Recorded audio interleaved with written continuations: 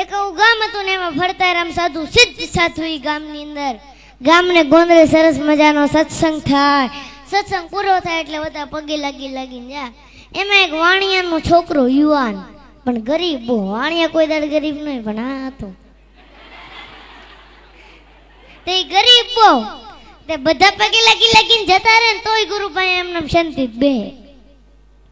તે એકવાર સાધુએ એને પ્રશ્ન પૂછ્યો કે ભાઈ તું કેમ બે?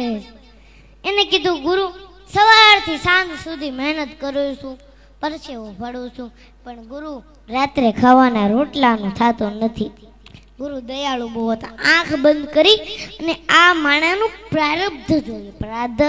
પ્રારબ્ધ મતલબ એનું ભાગ્ય જોયું.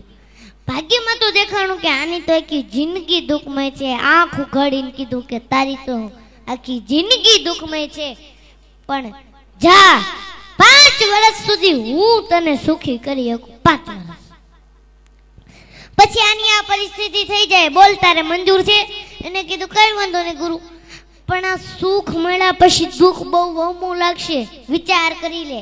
એને કીધું કઈ વાંધો નહીં, 5 વર્ષ તો સુખ મળશે. એને કીધું કઈ વાંધો નહીં ગુરુ, 5 વર્ષ મને સુખી કરો. અને ગુરુએ 2 હાથ માથે મૂક્યા હો અને એટલું જ કીધું જા કાલથી તારા સુખના દિવસો ચાલુ, 5 વર્ષ સુધી તારે ત્યાં તન ખૂટશે નહીં, જા.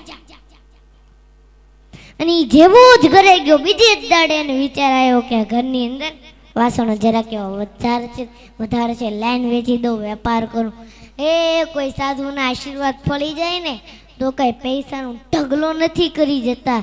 એ બુદ્ધિમાં ક્લિક થાય અને બુદ્ધિમાં જે ક્લિક થાય ને એ સાચી પડે. ભગવાન બુદ્ધિ પ્રદાતા છે. અને ઓલાએ જે ધંધો ચાલુ કરો ઓબલ ને ત્રોબલ ને એવો ધંધો એવા નાણાં ને કે માણા આગળ પાછળ ફરવા મળ્યા. નાણાં આવે એટલે માણા આવે. અને પૂછ્યું કે ભાઈ તારે લગ્ન કરવા? તો કે હા લગ્ન તો કરવા. કહું કે છોકરી આપીને લગ્ન થઈ ગયા. અને પછી હું એક વાત તમને કહું ને, આપણે બધાને મગજમાં ઉતારવા જેવી છે. ઈ બાએ વિચાર્યું કે ભેગું કરવું જ નથી. હા સમજવા જેવી વાત, ભેગું કરવું જ નથી. કાશ હું એફડી કરીશ, આમ કરીશ, તેમ કરીશ, ફલાણું કરીશ, ઢીકડું કરીશ, તો એ મારા ભાગ્યમાં 5 વર્ષ પછી નથી. લાય આ પૈસાના માધ્યમથી પુણ્ય ભેગું કરી લેવા દે. મોટા મોટા સત્કર્મ કરાવે, કુવાઓ ખોદાવે, વાવું ગળાવે, જનતા અનક્ષત્રો ચાલુ કર્યા, સંતોને બોલાવી મોટા મોટા સત્સંગના પારાયણો કરાવ્યા. અને 5 વર્ષ પછી ઓલા સિદ્ધ સાધુ